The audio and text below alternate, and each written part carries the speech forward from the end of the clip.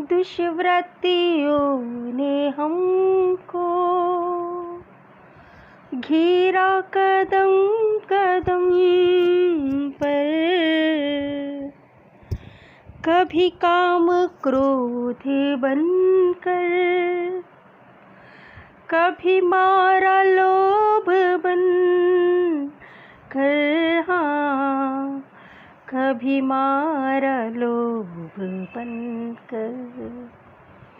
इन दानवों से कैसे अपना गला छुड़ाएं, गुरुवर तुम ही बता दो। किसकी शरण में जाएं, किसके शरण में गिरकर अपनी व्यथा सुनाएं, गुरुवर तुम्हें बता दो।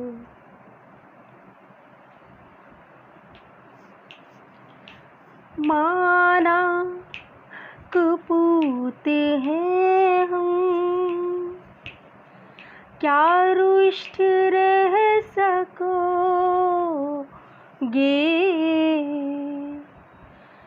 मुस्कान प्यार अमृत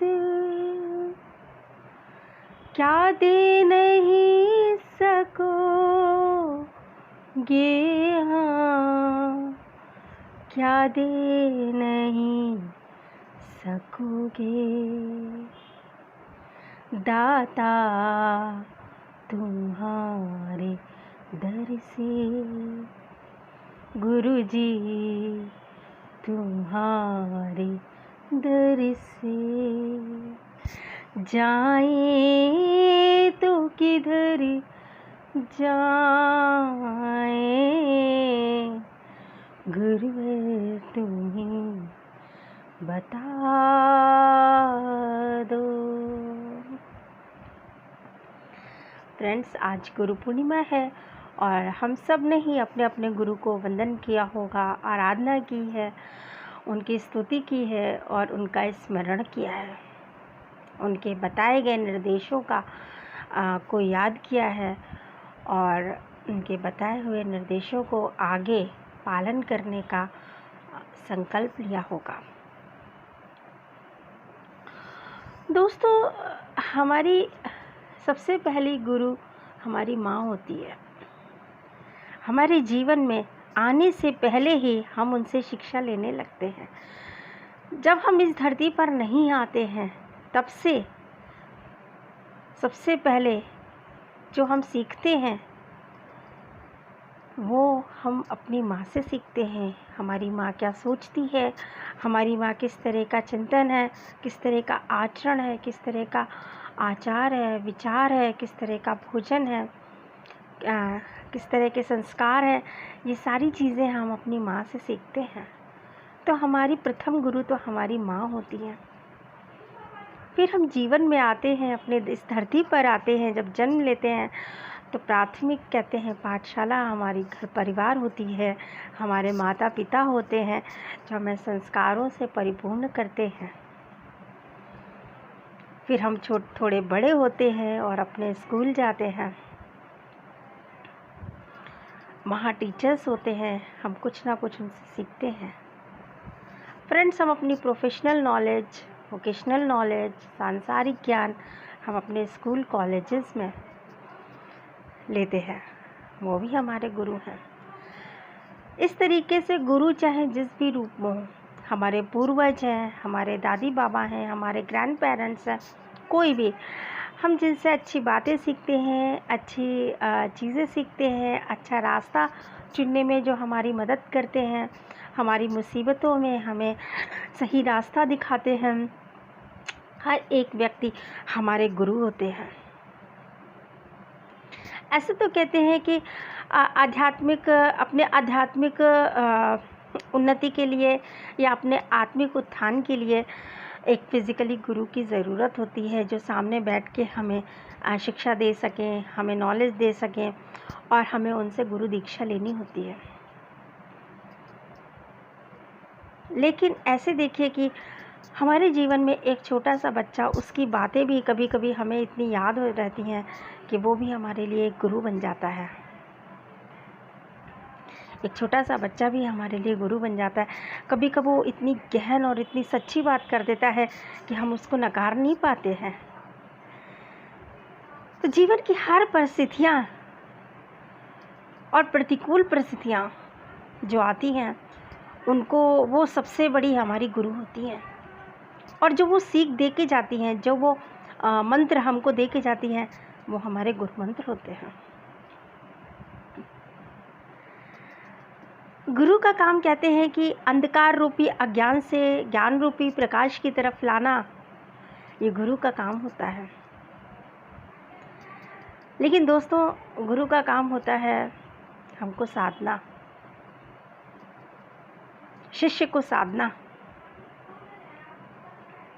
गुरु का काम होता है शिष्य को साधना। जब वो अपने जीवन के रास्ते पर चल रहा हो, जब वो अपने स्पिरिचुअल जर्नी पर हो, जब वो अपने आध्यात्मिक रास्ते पर चल रहा हो, जब शिष्य अपने आत्मा की उत्थान के लिए जीवन को अपने समर्पण कर देता है, तो शिष्य के जीवन को, शिष्य के पूरे पर्सनालिटी को गुरु साध लेता है।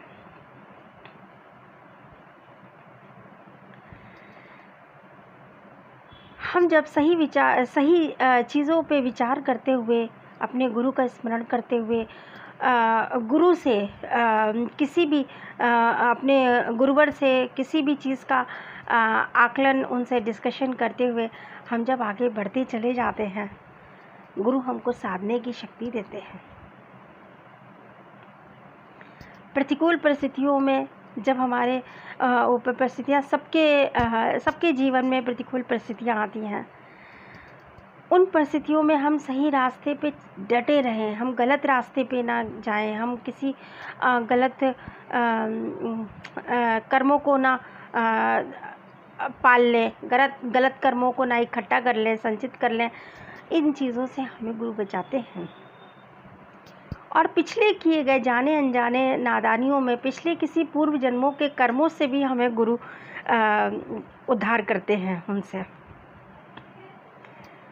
गुरु की शरण में जाने से हमें पूर्व जन्मों के भी कर्मों का जो क्लियरेंस होता है, वो भी जल्दी हो जाता है।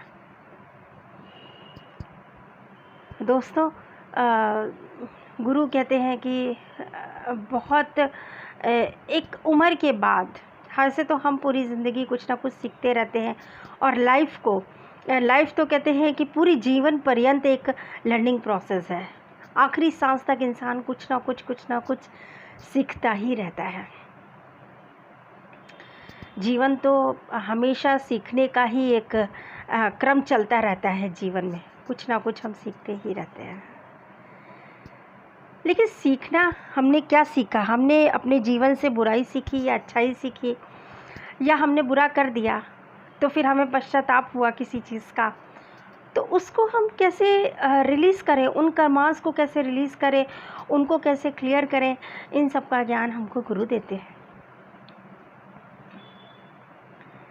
तो एक गुरु बहुत ज़रूरी है। और सबसे बड़ी गुरु, ऐसे नहीं कि आप गुरु पकड़ने के चक्कर में आप किसी को भी, बाबा बूबी को पकड़ लें। तो आजकल गुरु के नाम पे लोग बहुत सही नहीं है कि आप सही गुरु से मिल लें, ऐसा ज़रूरी भी नहीं है। तो जैसे कि हम कहते हैं कि हे ईश्वर, हमें, हे परमात्मा, हमको हमारे घर में सुख दीजिए, समृद्धि दीजिए, हमारे घर में खुशियाँ दीजिए, सौभाग्य दीजिए, शिक्षा दीजिए, नौकरी दीजिए, पैसा दीजिए, धन दीजिए। हम भगवान से प्रार्थना करते हैं। तो भगवान से हम ये भी कहते हैं, क्या मांग सकते हैं कि हमको मांगना चाहिए कि भगवान हमको एक अच्छे गुरु दें, हमको एक गुरु दीजिए। ईश्वर, हे परमात्मा, हमको एक अच्छे गुरु दीजिए, जो हमें अच्छे रास्ते पर चलने की शक्ति दें, हमें अच्छे रास्ते पर डिगे रहने की शक्ति दें। हम गलत रास्ता ना चुन लें, या गलत रास्ते पर हम कभी चल चुके हों, उनको सुधारने का, उन पे पश्चाताप करने का, उनको कैसे क्लियर करें वो करने का हमें सही चीज़ें बताएं। जैसे कहते हैं, एक भजन है कि कर रहे हैं साधना शक्ति गुरुवर आप देना, सीखना हम गिरना पाए, देखना हम गिर ना पाए, बीच में थाम लेना, कर रहे हैं साधना। देखिए ये लाइन कितनी अच्छी है कि कर रहे हैं साधना शक्ति गुरुवर आप देना। हम गुरु से शक्ति मांग रहे हैं कि भगवान आप जानते हो हम में कमी क्या है, मैं एक इंसान हूँ, मुझ में कमियाँ हैं, और हमें इतनी शक्ति दीजिए कि हम गिर न जाएं। जहाँ हम गिर जाएं, जहाँ हम अपने मौलिक कर्तव्यों से, अपने मॉरल वैल्यूज़ से हटकर ट्रैक पर चले जाएं, आउट ऑफ ट्रैक जाएं, आप मुझे वहीं संभाल लेना। हे गुरुवर मुझे शक्ति देना। हे गुरुवर हम साधना कर रहे हैं लेकिन फिर भी कहीं ना कहीं हम इंसान हैं, हमें शक्ति देना, हमें ऊर्जा देना। जब हमारे शरीर की ऊर्जा, हमारी मानसिक, हमारी बौद्धिक ऊर्जा कम होने लगे, हमें ऊर्जा देते रहना, हमें शक्ति सतत देते रहना। हे गुरुवर नमन है आपको, नमन है, नमन है। Thanks for watching. Love you all. Please like, share and subscribe my channel. Love you.